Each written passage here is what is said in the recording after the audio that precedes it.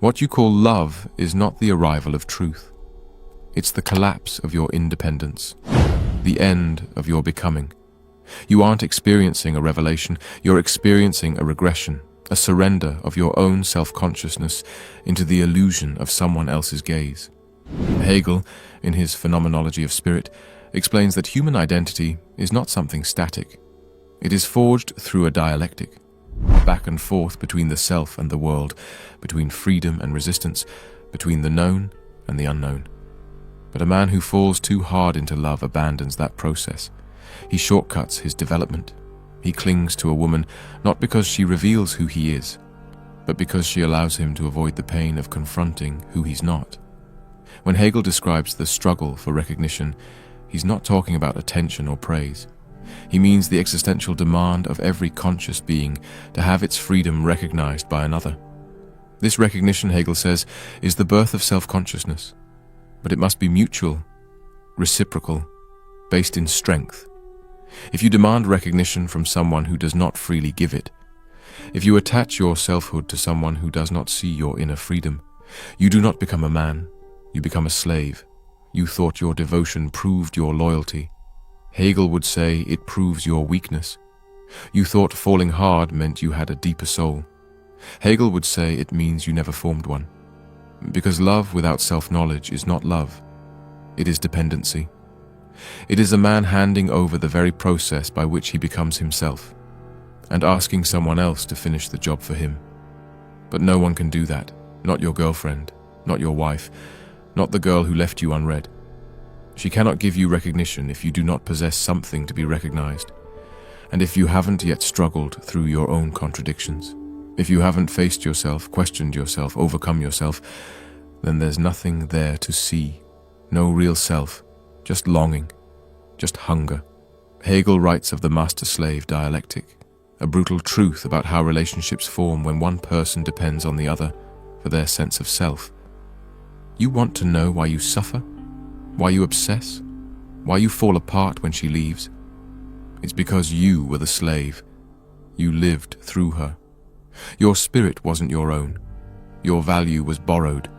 And the moment she withdrew it, your entire identity came crashing down. You are not in pain because you lost love. You are in pain because you never stood on solid ground to begin with. And you should feel guilty, not for loving, but for confusing love with escape, for turning a woman into your mirror, your therapist, your mother, your God, and calling that devotion. It's not devotion. It's avoidance. Avoidance of your freedom.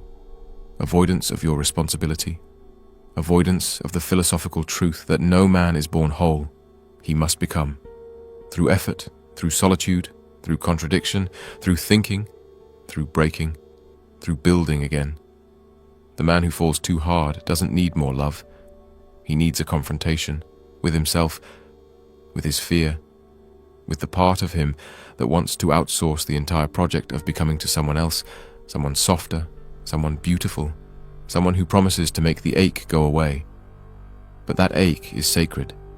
It is the tension Hegel speaks of, the fire that drives spirit toward truth. If you silence it with infatuation, you lose your only shot at becoming a man of real substance. And if you keep falling like this, recklessly, desperately, without form or thought, you don't just risk heartbreak, you risk never becoming who you were meant to be. The irony is cruel. The more you think you're giving, the more you're actually taking. You think your devotion makes you selfless, but Hegel would tell you it's the opposite. It's a form of domination, masked as romance. Because you don't want to love her, you want her to confirm you. You want her to say with her presence, her attention, her body, yes, you are enough. Yes, you are real. Yes, your life matters. That's not love. That's theft. And it's spiritual theft, because you're not even conscious of it. You think you're the victim when she leaves, but you were the one who tried to build your soul out of someone else's freedom. And the moment she decided to stop participating in your fantasy, the illusion collapsed. What hurts is not the woman. What hurts is the empty space where your sense of self used to be. Hegel calls this kind of self dependent consciousness. It cannot stand alone. It exists only through the approval, the gaze, the validation of another. And here's the danger. Dependent consciousness always leads to servitude. Not physical servitude, but internal, psychological slavery. You become needy, obsessive, fearful. You begin performing, not being. You stop living truthfully and start living strategically, carefully arranging your words and your gestures in the hopes that she will keep reflecting back the image you need to survive. But that reflection is fragile. It's never truly yours. And so you live in fear of its disappearance. Every silence feels like a threat. Every bad mood, a betrayal. Every boundary she asserts becomes an existential wound because it reminds you, you don't know who you are without her gaze. You never did. Hegel's point is simple, but it cuts to the bone. You cannot achieve real recognition from a place of weakness. The self that begs to be seen will never be seen clearly. The self that fears abandonment has already abandoned itself. You think falling in love proves you're alive. But if that love is rooted in dependence, it only proves you're still asleep, still dreaming that someone else can finish the work that only you were born to do. So what is the work? Hegel calls it the labor of the negative, the confrontation with contradiction, the willingness to suffer, to reflect, to endure discomfort in the pursuit of inner clarity. It means confronting your need to be completed. It means recognizing that the ache you feel, the desperation, the longing, is not something to be cured by a woman. It is something to be understood, interrogated, transformed. You want to be free? Then stop worshipping the mirror.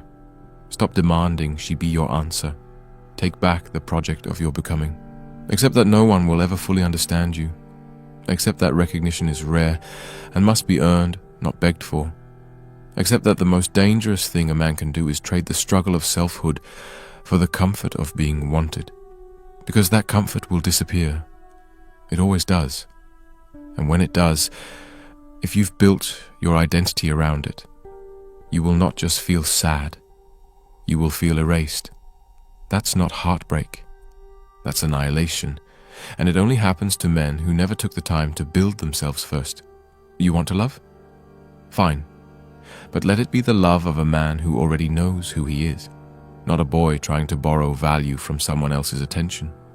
The man who builds his soul around the gaze of a woman is not in love. He is in hiding. Hegel never romanticized the path to truth. He understood it as violent, painful, and necessary. He called it the negation of negation, the moment when the self, confronted by contradiction, begins to dissolve what is false in order to give birth to what is real. But most men don't want that. They want comfort. They want peace. They want escape. So when a woman enters their lives with the promise of affection, beauty, and attention, they seize it, not as a chance to love, but as a shield against becoming. You did not choose her.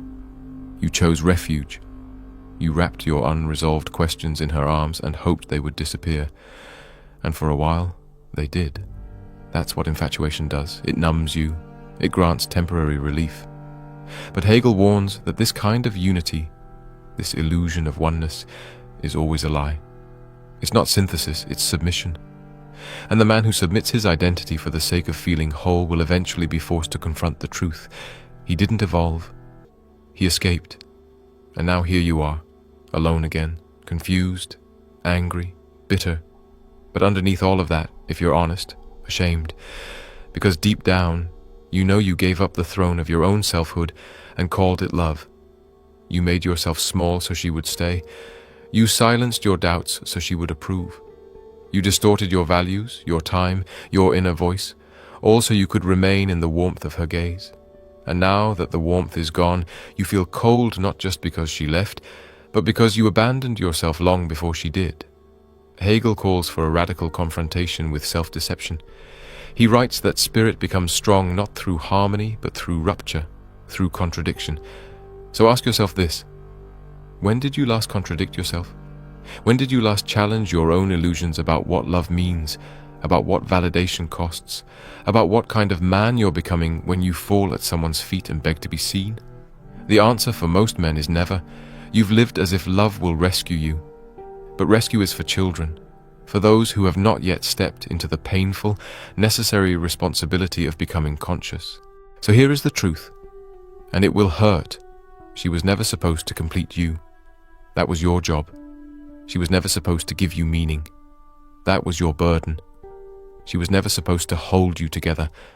That was your obligation. And when you made her responsible for those things, you failed not just her, but yourself.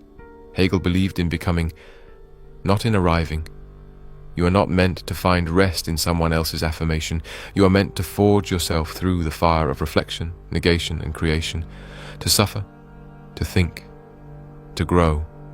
And only after that, only when you are no longer dependent on being seen, can love become real. Because now, when you look at her, it is not to be completed, it is to be met. Two whole beings, no more mirrors, no more illusions, just truth. And that kind of love does not destroy a man, it reveals him. But most men never reach that kind of love, because most men never reach themselves. They stop at the first reflection. They see approval in her eyes and think, this must be me. This is who I am. But that's not identity. That's dependency wearing a mask. And Hegel makes it clear.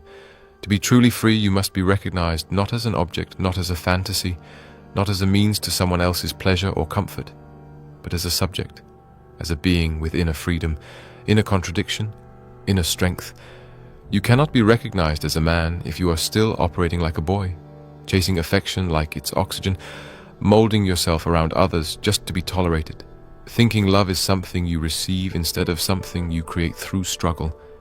And here is where Hegel becomes brutal. If the recognition you crave doesn't come from someone who sees you as free, and if you don't see yourself as free, then any love you think you've found will always reduce you. It will flatten you.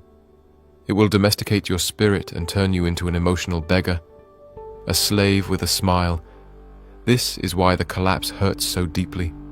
It's not just heartbreak, it's exposure. It reveals how much of your life was performance, how much of your confidence was a costume, how much of your love was just an attempt to escape the loneliness of not knowing who you are without her reflection.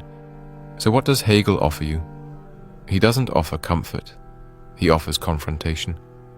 A chance to face the unbearable contradiction at the center of your life. That you want to be seen, but you don't know who you are. That you want to be loved, but you've never taken the time to love the self you've become. Hegel says the self is not given, it is produced. Spirit is only actual as a process. You must go through the conflict, the disillusionment, the break. That's what becoming requires. You must look at the shattered version of yourself after she's gone and not try to rebuild the old image, but ask for the first time, was any of that real? What part of me was true? What part was desperate? And what part was simply trying to be seen because I never learned how to see myself? This is where most men turn back. They run into another pair of arms, another relationship, another warm smile to numb the ache. But every time they do that, they kill the opportunity Hegel laid out, the opportunity to let the negative do its work, to let the pain break down the false self so that the true one can begin to emerge. You cannot become without rupture, and you cannot love without becoming. You want to be strong? Then you must suffer with your eyes open. You must let go of the fantasy that she will save you, and you must begin, slowly, painfully, to build the kind of self that no woman can give and no heartbreak can take away. Only then will you be worthy of real recognition. Only then will you be capable of real love. You think your suffering makes you deep, but suffering without understanding is just repetition. It becomes your identity, the tragic man, the sensitive one, the man who feels more. But Hegel doesn't care how much you feel. He cares how much you become. Because if your pain doesn't produce transformation, it's just another mask, another way to delay the truth. And the truth is this: you've confused recognition with rescue. You didn't want to be understood. You wanted to be saved. You didn't want love. You wanted anesthesia. You didn't want her. You wanted to disappear inside her, so you wouldn't have to face the man you've avoided becoming. Hegel is clear. The self is only real if it has passed through negation, through death in a sense. Not literal death, but the death of comfort, of illusion, of dependency. The death of the idea that you can find yourself in someone else's approval. That death is terrifying. but without it nothing real can be born. Most men never go through it. They stay half-formed. They remain trapped in the need to be seen, not because they've earned recognition, but because they can't breathe without it. They think being wanted is the same as being known, but it's not. And deep down, they know it. That's why they live in fear. Fear of being abandoned, fear of being alone, fear of the silence that follows the end of something they thought was love. That silence is sacred. Hegel would say, stay there. Don't fill it. Don't run from it. Don't jump into another woman's bed to hide from the echo of your own emptiness. Listen to it. Let it tear through every false thing you built. Let it strip you of every excuse, every lie, every performance. Because that silence, that raw, unbearable silence, is where spirit begins its real work. And when you endure it, something shifts, slowly, painfully. You stop needing to be reflected. You stop looking for your worth in someone else's gaze. You begin to form a self not made out of romance, but out of resistance. Not out of comfort, but out of clarity. And that clarity is violent at first. It kills the man you used to be, but it also reveals the one you were always meant to become. This is what it means to be free, not untouchable, not invincible, but whole, without needing to be seen to feel real. That's Hegel's promise, that if you endure the dialectic, if you pass through the fire of negation and stop chasing mirrors, you will emerge as someone who no longer needs to fall too hard, because you are already standing. But that kind of knowing doesn't come cheap. It doesn't come from reading quotes or hearing advice or crying over the past. It comes from enduring the contradiction without collapsing. Hegel called this Aufhebung, sublation, a process where something is both destroyed and preserved. You don't just discard who you were, you break it open. You take the fragments that matter, the strength, the longing, the desire to connect, and you rebuild them, not around someone else, but around the truth. And the truth is this: the man who falls too hard never learned how to hold himself, because holding yourself means carrying the weight of your own suffering without outsourcing it. It means being the ground beneath your own feet. It means standing in the storm of rejection, humiliation, and silence and saying, I am still here, I still exist, and I do not need to be seen to be real. This is the lesson most men avoid. They think strength is about indifference, about detachment. But indifference is just another defense, another avoidance of contradiction. Real strength is the man who can feel deeply, but is no longer ruled by the need to be completed by someone else. Hegel warned that when one consciousness becomes dependent on another for its sense of self, it ceases to be free. It becomes a reflection, a shadow, and the man who lives as a shadow will always be haunted, not by the woman who left, but by the self he never became. So if you want to stop falling too hard, you need more than discipline. You need a new relationship to contradiction. You need to welcome discomfort, not as an enemy, but as a signal that growth is taking place. You need to let the emptiness do its work, because that emptiness, that void where she used to be, that is not a problem. That is potential. Potential for what? For selfhood, for spirit, for a new kind of manhood not built on dependency but on clarity, on freedom. This is where most stories end. The heartbreak, the betrayal, the silence. But for Hegel, that's where the story finally begins. When the fantasy collapses, the work of becoming begins. No more mirrors, no more begging to be seen. Now it's just you and the long road ahead. And that's where you're supposed to be, because from that place you can finally stop falling and start rising. There is a quiet kind of power in knowing that no one is coming to save you. Hegel didn't write for comfort. He wrote for awakening. He knew that selfhood isn't something you're born into, it's something you fight for. And he knew that the greatest danger to that fight is not failure, but fantasy. The fantasy that someone else can make the journey for you, that love, as you've been taught to believe it, is the solution to your confusion. It's not. Hegel shows you that love, when it's rooted in dependence, will always collapse under the weight of what you've projected onto it. And the collapse is necessary, because in that collapse you are returned to the only ground that ever truly mattered, yourself. So stop lying to yourself. Stop calling it love when it's escape. Stop calling it heartbreak when it's ego death. Stop pretending she took something from you when all she did was reveal how little you'd built on your own. This isn't about blame. Hegel wasn't interested in blame. He was interested in truth. And the truth is this: every time you fall too hard, you are revealing the degree to which you've neglected the interior work of becoming a man. That's the real shame. Not that she left, but that you handed her a crown she never asked to wear. You made her the guardian of your self-worth, and now you're angry that she dropped it. But she was never meant to hold it. That was yours. It has always been yours. You just didn't want to carry it, because carrying it means facing your lack, your insufficiency, the part of you that still wants to be mothered, coddled, confirmed, the part of you that hopes every new woman will fix what the last one couldn't. But women were never meant to fix you. They were meant to meet you. And that's what Hegel means when he speaks of mutual recognition. When each person sees the other not as an object, not as a fantasy, but as a free self-conscious being. No illusions, no dependency, no need to fall. Just two complete souls standing eye to eye. But you can't have that if you're still clinging to the wreckage of the boy who needed her to make him whole. You can't love clearly if you've never seen yourself without distortion. And you can't rise until you've stopped worshipping your own reflection in her gaze. So this is your choice. Stay addicted to the pattern. Keep falling too hard. Keep calling it fate or depth or soul connection. Anything but what it actually is. Fear dressed up as devotion. Or by, you begin the work. Not for her, not to win her back, but for you. So the next time love appears, you don't vanish inside it.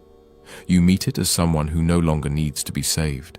The world will not recognize you until you have first recognized yourself. And that recognition, the one Hegel calls essential for spirit to actualize itself, does not come through flattery, attention, or sex. It comes through confrontation with your own contradiction, the contradiction between who you are and who you pretend to be, between your longing to be whole and your refusal to face the parts of you that are still fragmented. The man who falls too hard skips that confrontation. He reaches for connection before clarity. He builds identity on external validation, and in doing so, he gives away the very thing he's trying to prove he has: value. You were not broken by her. You were broken long before she came. She just revealed the structure you'd built. Hollow, anxious, dependent. And now you have a choice. Mourn the illusion or begin the reconstruction, not of your image, not of your social standing, but of yourself, the one you've ignored in your rush to be loved. Hegel doesn't offer easy answers. He offers process, painful, necessary process. He would say, the man who has not passed through the fire of negation cannot know freedom. The man who has not wrestled with his own dependency cannot claim love. Because until you see your reflection not in her eyes, but in your own, clear, honest, and unflinching, you will continue to repeat the same tragedy with different faces. So what does the path forward look like? First, solitude, not as punishment, but as purification. You need space not to forget her, but to remember yourself. You need silence, not to escape the noise, but to hear the part of you that's been buried beneath performance and fear. That's where the dialectic begins, where the tension between your current self and your possible self starts to move, where thought becomes life. Second, discipline, not the cold, mechanical kind, but the discipline to think, to reflect, to question every motive behind your need for connection. Hegel didn't see thinking as optional. He saw it as essential for becoming. Without thought, you are not truly human. You are just reaction, instinct, compulsion. You are not loving, you are clinging. Third, creation. After the destruction of illusion must come the building of truth. A life ordered not around being wanted, but around becoming. A mind sharpened not by distraction, but by inquiry. A soul formed not through the fantasy of romance, but through the reality of inner labor. This is what will make you unshakable. Not cold, not detached, but grounded, present, free. Because when you've passed through that fire, when you've earned yourself through solitude and thought, You no longer fall. You walk. You choose. And when love comes, it does not possess you. It meets you. So what now? You've seen the lie for what it is, the illusion of completion through love, the fantasy of wholeness through another's gaze. You've heard Hegel's warning. You've felt the weight of your own dependency exposed. And if you've truly listened, you know, this cannot continue. The solution is not to give up on love. It's to stop using love to escape the labor of becoming. You are not meant to avoid contradiction. You are meant to pass through it. To become a man not by clinging to softness, but by wrestling with what is hard. To reject the lie that someone else can give you meaning, and instead forge meaning through your own mind, your own freedom, your own relentless honesty. You want a concrete path? Step 1. Stop trying to be understood before you understand yourself. That means solitude, not isolation, not withdrawal, but deliberate space where you build the inner architecture of your spirit. No more begging to be seen. Start seeing. Step 2. Face your contradictions. Sit with your discomfort. Journal. Think. Read. Speak aloud the truth you've been hiding from. You cannot grow if you do not think. You cannot love if you are not whole. Hegel said the soul becomes actual through conflict. So stop running from the conflict. That's your path. Step 3. Rebuild. Slowly. Patiently. Not around being wanted, but around being worthy. Form your values. Clarify your goals. Create, train, reflect. Build a life where love becomes an offering, not a rescue mission. This is what it means to become a man, not a bitter man, not a lonely man, but a free one. And if this message spoke to something deep in you, if you saw your reflection and for once didn't flinch, then help carry it further. Like this video. Share it with a brother who's been lost in the same illusion. Subscribe if you want more content that cuts deeper than comfort, that confronts instead of flatters. And if you believe in this work, if you want more philosophy, more truth, more unfiltered guidance for men, then consider donating to support it. The link is in the description. This isn't entertainment. This is a calling, and you are part of it now. Don't fall again. Rise.